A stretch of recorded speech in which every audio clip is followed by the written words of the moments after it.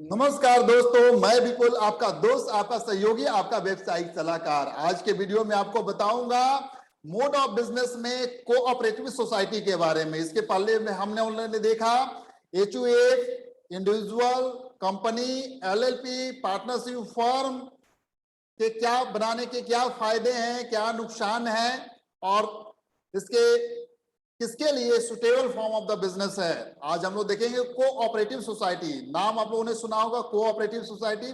जगह जगह आप जहां रहते होंगे आसपास आपको कोऑपरेटिव सोसाइटी मिल जाते होंगे। ये लोग कोऑपरेटिव सोसाइटी में होते क्या है कि लोग जो है, कुछ लोग जो है एसोसिएट होते हैं और एक सोसाइटी बनाते हैं और उसका जो बेनिफिट है, जो उसके जो मेंबर्स हैं उसको जाते हैं।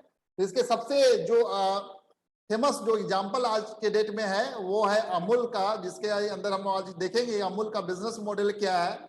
उसके बाद समझेंगे कोऑपरेटिव सोसाइटी होता क्या है, कोऑपरेटिव सोसाइटी के फीचर्स एंड मेरिट्स क्या है, क्या लिमिटेशन है and types of the cooperative society.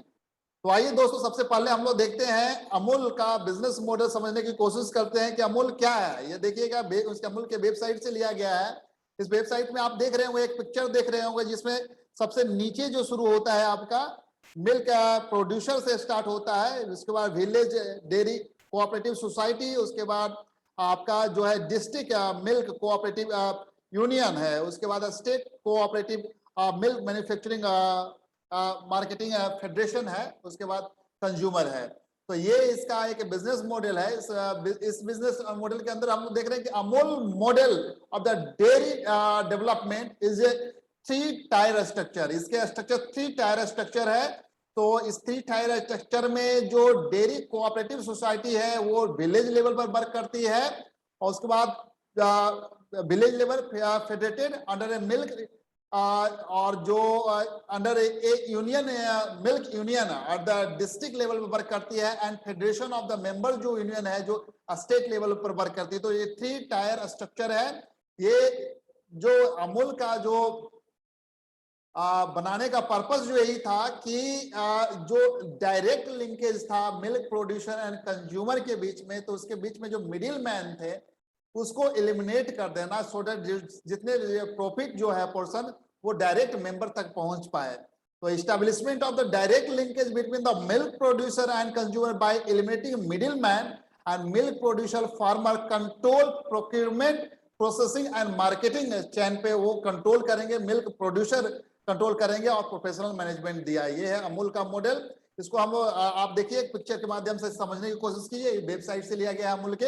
इसमें सबसे नीचे आप देख रहे होंगे मेंबर प्रोड्यूसर है विलेज डेयरी कोऑपरेटिव सोसाइटी जिस पर वर्क कर रहा है। उसके बाद आपका यूनियन डिस्ट्रिक्ट यूनियन जो है आपका जो डिस्ट्रिक्ट लेवल पर वर्क करता है, और स्टेट फेडरेशन है जो आपका स्टेट लेवल पर वर्क करता है। इसमें आप देख रहे होंगे कि यहाँ से सारा मिल्क कलेक्शन करने के बाद जो विलेज डेयरी कोऑपरेटिव सोसाइटीज है, उसके बाद आपका डिस्ट्रिक्ट लेवल है, उसके बाद स्टेट फेडरेशन है, फिर यहाँ पर मार्केटिंग देखिए। ये करने के बाद जो सारा जो प्रॉफिट है और जो डिविडेंड बोनस और डिविडेंड जो जितने भी जनरेट होते हैं वो सारे यहाँ पर विलेज कोऑपरेटिव सोसाइटी से पहुंचते हैं, उससे के थ्रू मेंबर तक पहुंचते हैं प्रोड्यूसर। तो ये शुरुआत किया गया था, गुजरात से स्टार्ट किया गया था, 1946 में स्टार्ट किया गया था। इसलिए आप देख रहे हैं गुजरात में इसका हेड ऑफिस भी गुजरात में ही है। तो पूरा यहाँ पर ये आप राइट साइड में आप देख रहे होंगे पूरा ये इंडिया का, कि इंडिया में 16.6 million in India members producer हैं, अभी तो और ज्यादा है।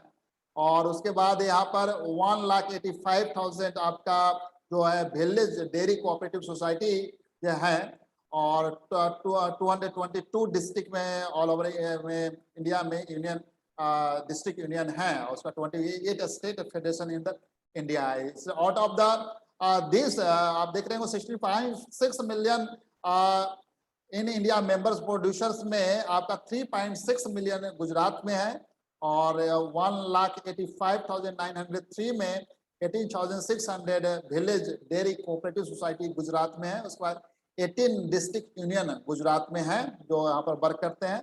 तो ये आपका देख रहे हैं एक अमूल का एक बिजनेस मॉडल देख रहे हैं। Amul model has help India to emerge as a largest milk producer in the world. More than 60 million milk producer for their milk in 1,85,903 dairy cooperative society across the country. Milk is processed in the 222 district cooperative milk union and marketed by the 28 state marketing federation, ensuring better life for the millions. तो ये अमूल का business model है। एक short snap आप देख सकते हैं यहाँ पर कि Amul is a dairy cooperative society based at the Anand in the Indian state of the Gujarat, formed in 1946. It is a cooperative brand managed by the cooperative body, the Gujarat Cooperative Milk Marketing, वहां पर जो state level पर है। इस पर आज इसमें कुछ डाटा देख रहे होंगे। 2020 की बात करते हैं तो उसमें इसका जो रेवेन्यू था 38,550 करोड़ अमूल का टोटल रेवेन्यू था। तो ये कुछ डाटा हम लोगों ने अमूल का देखा। आप समझने की कोशिश करते हैं कोऑपरेटिव होता क्या है, क्यों इतना पॉपुलर है कोऑपरेटिव सोसाइटी। तो ये कोऑपरेटिव का मतलब क्या होता है? कोऑपरेटिव का मतलब working together and with others for common purpose. किसी कॉमन पर्पस के लिए सब लोग मिलकर एक साथ काम करते हैं। Cooperative society is a voluntary association of the person who join together, motive welfare of the members होता है इसका, driven by the need to protect their economic interest of the member in the face of the possible exploitation at the hands of the middleman, obsessed with the desire to earn greater profit। तो middleman को हटाकर direct members के साथ link यहाँ पर बैठा देना होता है। Cooperative societies is compulsorily required to be registered under the Cooperative Societies Act 1912। इसके अलावा स्टेट के रिस्पेक्टिव कोऑपरेटिव लॉज भी हैं।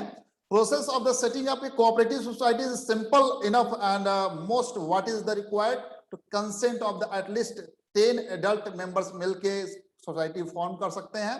Capital of the society is raise from the members through issue of the share, उनको share issue करके उससे के through उसके कैपिटल रेज करते हैं। Society acquire distinct legal identity after registration. तो जस्ट लाइक कंपनी, इसका डिस्टिंक्ट लीगल आइडेंटिटी होता है। आइए देखते हैं कोऑपरेटिव सोसाइटी के क्या क्या फीचर्स हैं। पहला, वॉलंटरी मेंबरशिप। तो मेंबरशिप जो इसका होता है कोऑपरेटिव सोसाइटी का वॉलंटरी है। कोई भी person freely to join cooperative society and leave at per desire. तो जनरली बाय लॉज के अंदर हम लोग देते हैं, कोई अगर रिमूव का मतलब लेफ्ट होना चाहता है तो उसके पहले उसको नोटिस दे दे, सो डेट रिमेनिंग मेंबर जो है कंटिन्यू कर सके। तो और ये सबके लिए ओपन होता है। कोऑपरेटिव सोसाइटी बनाने का मतलब यहाँ पर कोई इसमें होता है कि रिलीजन, कास्ट, जेंडर के बेसिस पर आप डिस्क्रिमिनेशन नहीं करेंगे, इस तरह की चीजें। तो ये वॉलंटरी मेंबरशिप होता है। दूसरा फीचर देखते हैं, legal status. After registration of cooperative society क्या होता है, लीगल स्टेटस गेन कर लेता है। तो रजिस्ट्रेशन मैंडेटरी रिक्वायरमेंट है यहाँ पर कोऑपरेटिव सोसाइटी के लिए। और ये जो रजिस्ट्रेशन के बाद डिस्टिंक्ट लीगल एंटिटी, तो ये मेंबर से इसकी आइडेंटिटी डिस्टिंक्ट है। ये अपने नाम से कोई भी प्रॉपर्टी एक्वायर कर सकती है, कोई भी सूट फाइल कर सकती है, इस पर कोई सूट फाइल कर सकता है। इसका सेपरेट मैनेजमेंट होता है। तो as a result of being a separate legal entity, it is not affected by the entity और exist of the member, that is going concern पे वर्क करता है। परपेचुअल सक्सेशन इसका होता है। लिमिटेड लायबिलिटी, मेंबर्स की जो लायबिलिटी है कोऑपरेटिव सोसाइटी में वो लिमिटेड होती है to the extent of the amount contributed by the them as capital. Just like a company में जैसे लिमिटेड लायबिलिटी कंपनी होती है, उसमें जो मेंबर्स की लायबिलिटी होती है वो limited to the extent of the capital contribution जो एग्री कर किया उन्होंने। Define the maximum risk that a member can be asked to bear. तो मेंबर्स के रिस्क जो है यहीं तक है, जहां तक उसकी कैपिटल का कमिटमेंट है वहीं तक उसका रिस्क है। तो इसलिए ये बहुत ही अच्छा फीचर्स है। Control, cooperative society power to take decision lies in the hand of the elected managing committee. अपने से खुद से अपने मैनेजिंग कमिटी इलेक्ट करते हैं, वो जिसको पूरा सोसाइटी को मैनेज करता है। Right to vote gives the members a chance to choose the member who will constitute managing committee and led the cooperative society as a democratic character. तो so that जब इलेक्टेड मेंबर्स होते हैं तो इस democratic character के base पे ये सारा सिस्टम वर्क करता है इसका।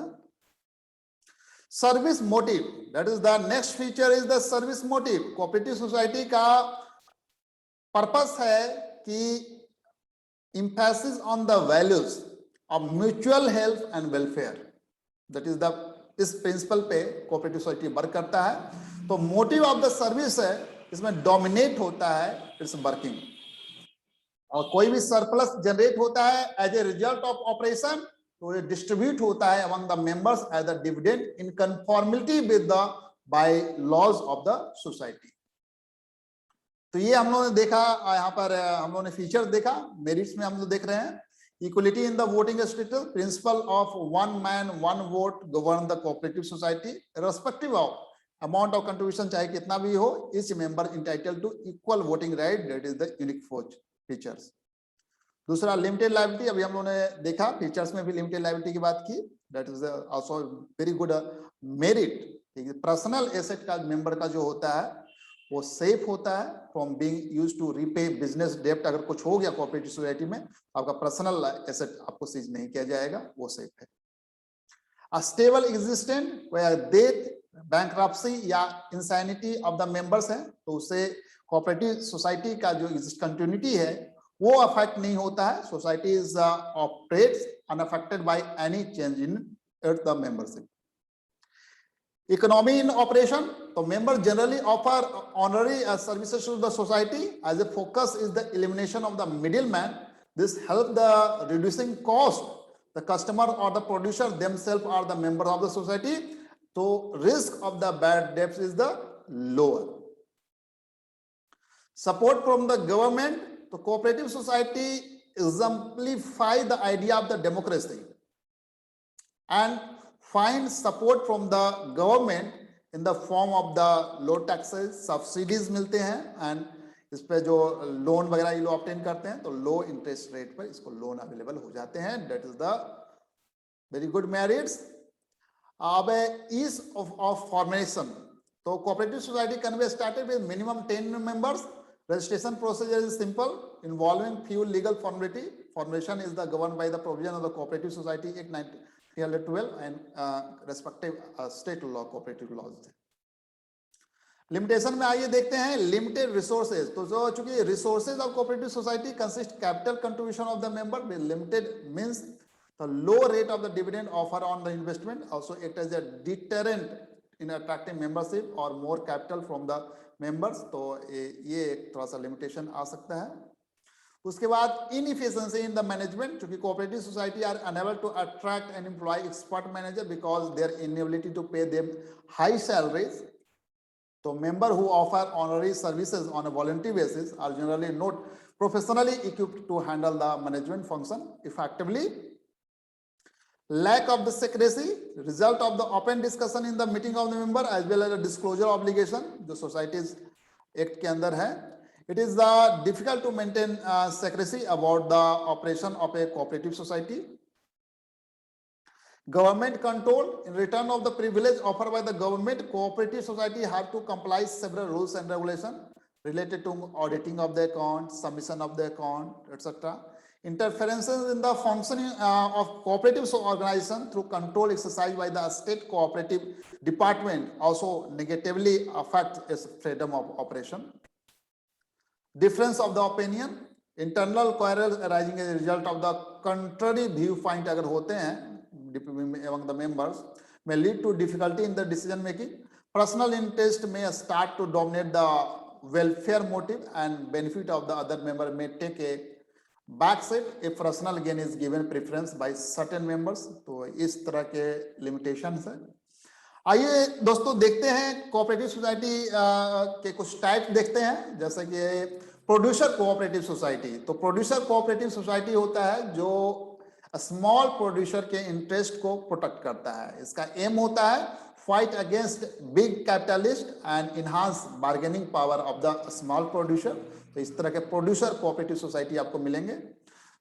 मार्केटिंग कोऑपरेटिव सोसाइटी, इसका पर्पस होता है help a small producer in selling their products. इसका पर्पस है eliminate middle man and improve competitive position of members by securing a favorable market for the products। तो ये मार्केटिंग कोऑपरेटिव सोसाइटीज इस तरह के होते हैं। उस तरह फार्मर कोऑपरेटिव सोसाइटी बनते हैं जो फार्मर्स के इंटरेस्ट को प्रोटेक्ट करते हैं और उनको उनके जो इनपुट्स हैं उसके providing inputs at a reasonable cost. इसका एम ये होता है कि gain the benefit of the large scale farming and increase productivity of the farmers. इसके अलावा क्रेडिट कोऑपरेटिव सोसाइटी, ये लोग करते हैं कि इजी क्रेडिट और रीजनेबल टर्म्स पे अपने मेंबर्स को प्रोवाइड करते हैं. इसका एम होता है society is to protect the members from the exploitation of lender. क्या होता है कि आप देखते होंगे छोटे छोटे जगहों पे जो लेंडर्स हैं बहुत हाई रेट पे लोन देते हैं. तो यहाँ पर बड़ा अच्छा है कि इसके अंदर जो रीजनेबल रेट पे वो अपने मेंबर्स को लोन ऑफर करते हैं, तो जो लेंडर की जो एक्सप्लॉयटेशन है उससे को अवॉइड किया जा सके, और कंपेरेटिव टू बहुत हाई रेट पर चार्ज करते हैं. तो इस तरह के क्रेडिट कोऑपरेटिव सोसाइटीज भी बनते हैं. इसके अलावा कोऑपरेटिव हाउसिंग सोसाइटी, तो आपको देखते होंगे जनरली हाउसिंग सोसाइटी लोग बनाते हैं to help people with limited income to construct houses at the reasonable cost. इसका एम ये है कि solve the housing problem of the members by constructing houses and giving option of paying in installment. तो इस तरह के आपको different types of the cooperative society मिलते होंगे. मल्टी एस्टेट कोऑपरेटिव सोसाइटी आप लोग सुन रहे होंगे आजकल नाम. तो मल्टी एस्टेट, जैसा कि नाम है मल्टी एस्टेट, मतलब एक स्टेट से ज्यादा दूसरे स्टेट में अगर आपका ऑपरेशन है तो उसको कहते हैं मल्टी एस्टेट कोऑपरेटिव सोसाइटी. तो ये सोसाइटी जिसका ऑब्जेक्ट है serve the interest of the member in more than one state. तो ये registered multi estate cooperative society serve body corporate with limited liability. इसका ऑब्जेक्ट होता है serve interest of the member in more than one state and by laws providing the for social and economic betterment of members through self-help and mutual aid in accordance with the cooperative principle, and registration shall be limited liability. The word limited shall be the last word in the name. That is the overview of the multi-state cooperative society. Thank you so much for watching this video. In case of any query, you may drop your query in the comments box. Thank you so much.